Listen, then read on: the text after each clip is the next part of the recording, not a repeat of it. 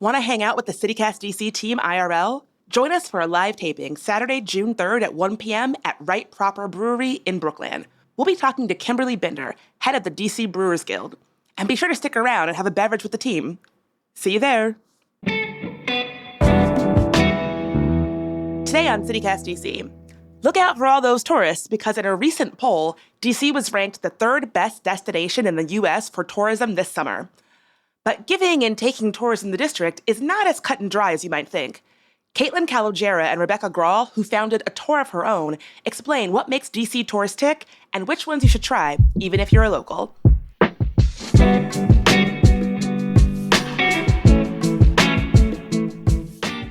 Today is Tuesday, May 23rd. I'm Bridget Todd, and here's what DC is talking about.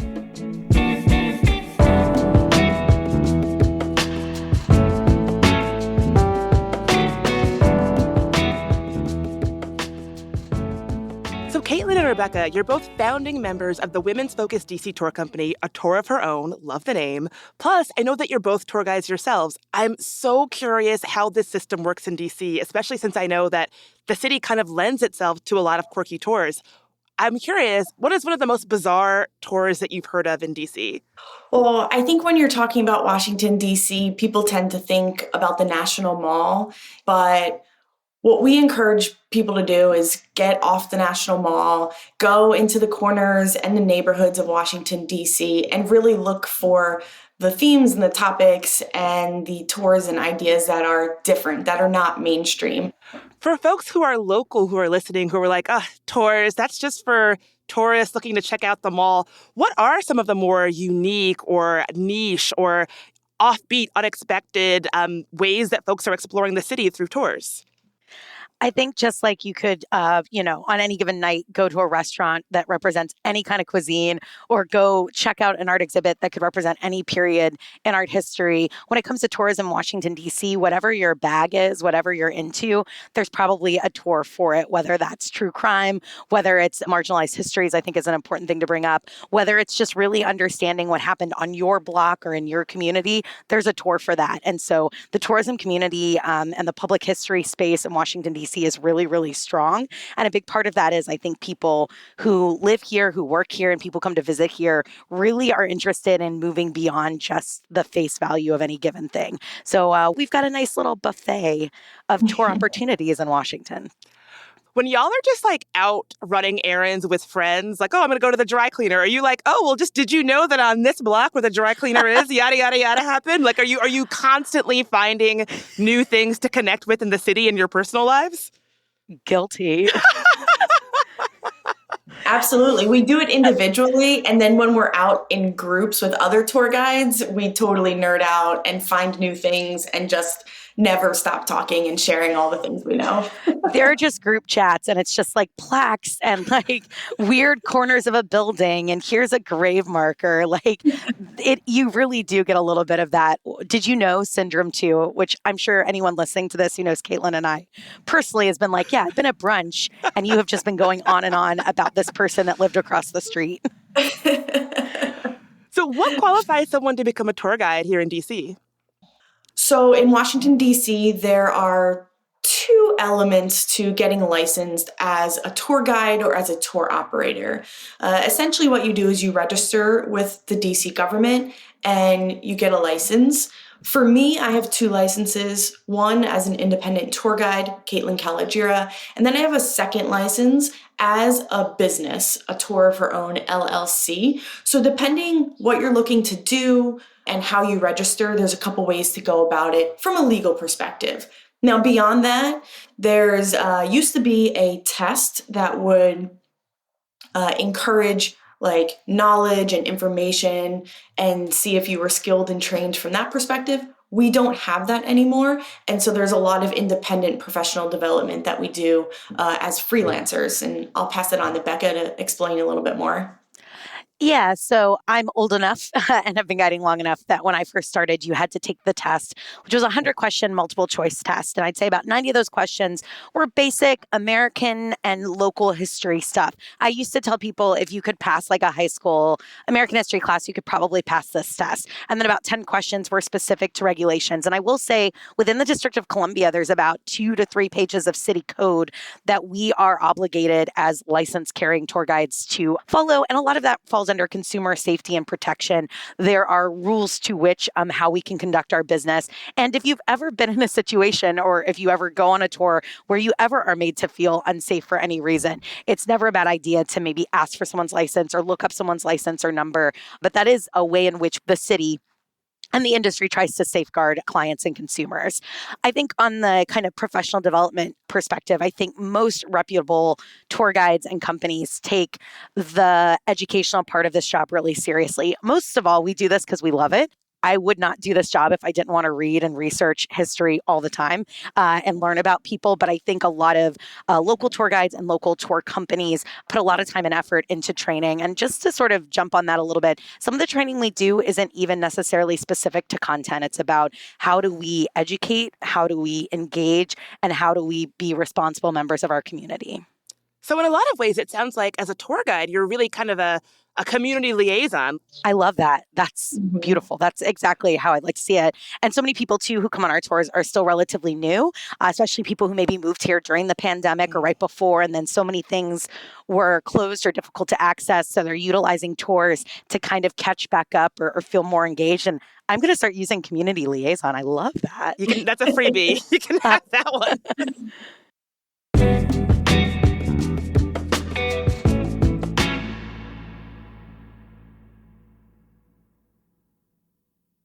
I know that most tour guides in DC are freelancers. Can someone make a full-time living as a tour guide? I mean, we do. I think you absolutely can. It's very much, I think, and I got into tour guiding right about the time where I think most elder millennials, to date myself for listeners, we're realizing that perhaps this explosion of the gig economy and the freelance world has a lot of benefits and also some drawbacks and some really serious systematic structural issues that probably need to be addressed. But I absolutely think that if you are passionate about this, if you're savvy, if you're willing to diversify what you do in terms of the kinds of tours you're offering or the kind of work you want to do or the kinds of people you're partnering with, you can make a living doing this. I absolutely think there are ways in which it could be easier to make a living in our city doing this job. And I think that's true for freelancers across the board, even outside of tourism as well. We have some serious struggles in freelancing more broadly, but because so many tour guides are independent, I really think it's in some ways a benefit maybe to the industry that so many of us are independent too, because we can create and develop tours that are meaningful, that are doing the work they need to do to tell the stories that need to be told. And I think that's one big benefit of not being tied to a much more corporate structured element. Yeah, are there more benefits to it being a field with lots of independent freelancers as opposed to just big tour companies? I think so. I think it helps diversify who's leading tours and the kind of content that you're getting.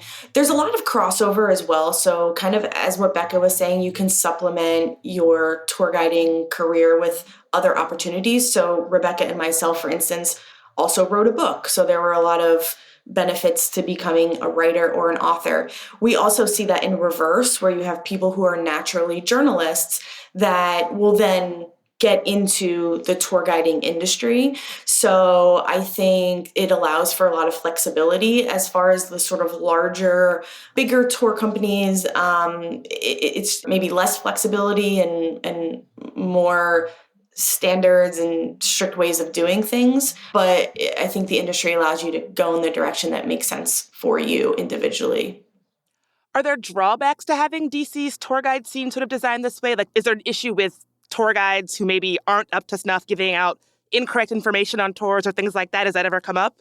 Have you ever in your life worked with somebody who maybe wasn't as good at their job as you were, Bridget?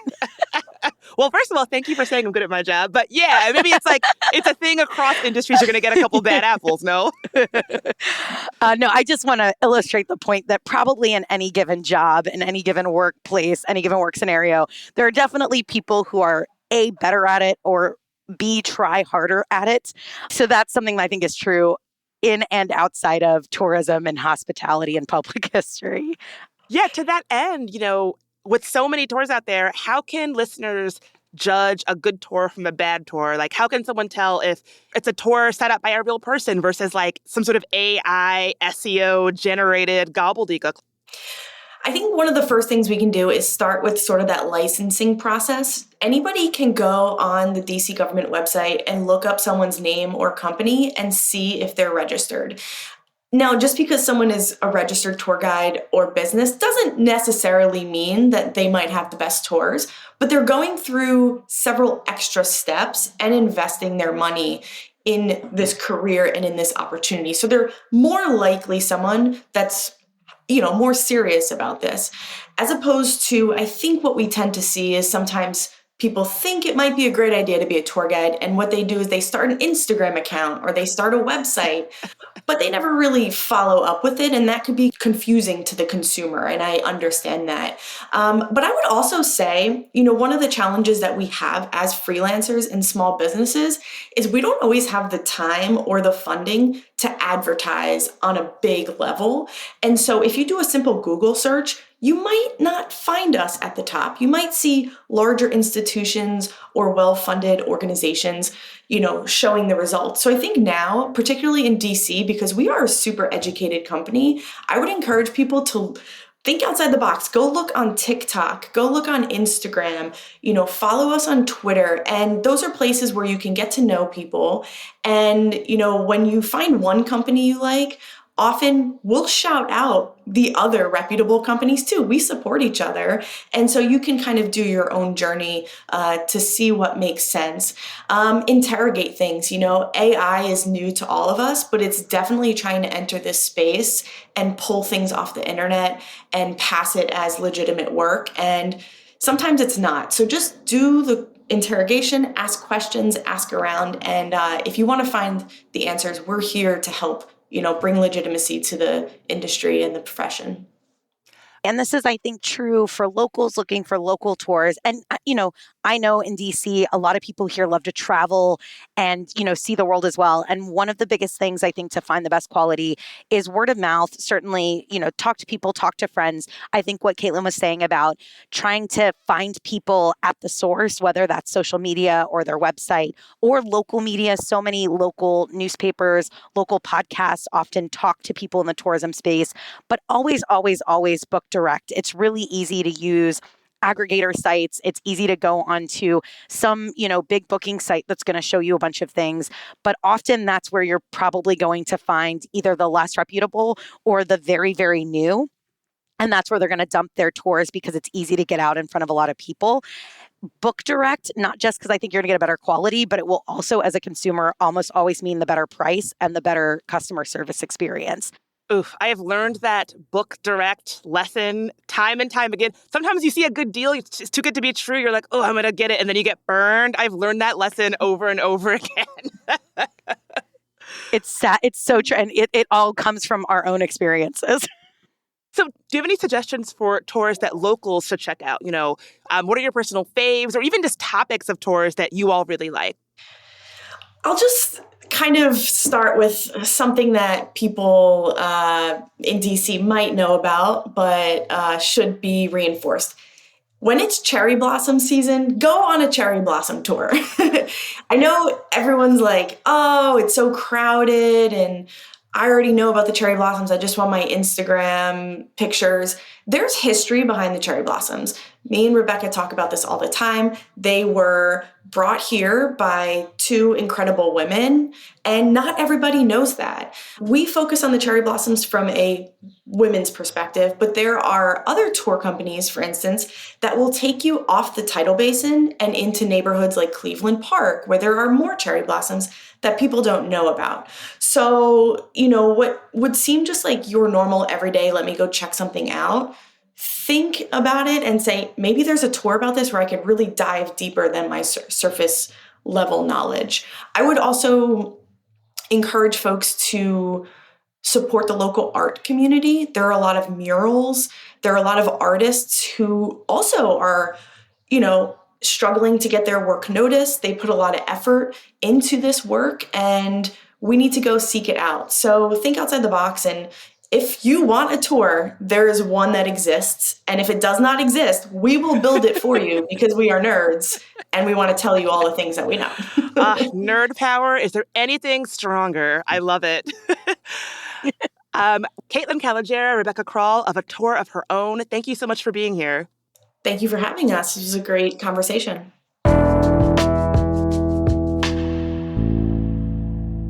And before you go, here's some quick news. First up, Penn Social is backtracking by getting rid of its coffee shop section and sticking with a sports bar and party space vibe. The Chinatown staple reopened last spring with a new coffee house and workspace, but struggled to find customers when most workers remained remote. With the new, but actually old business model, the owners hope to bring the original feeling and customers back to Penn Social.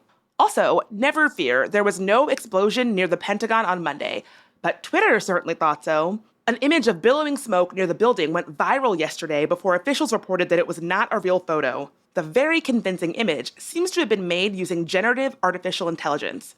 The account that originally tweeted the picture took it down within the hour.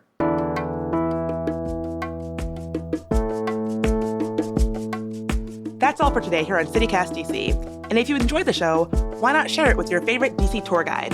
And subscribe to our morning newsletter, too. We'll be back tomorrow morning with even more news from around the city. Talk to you then.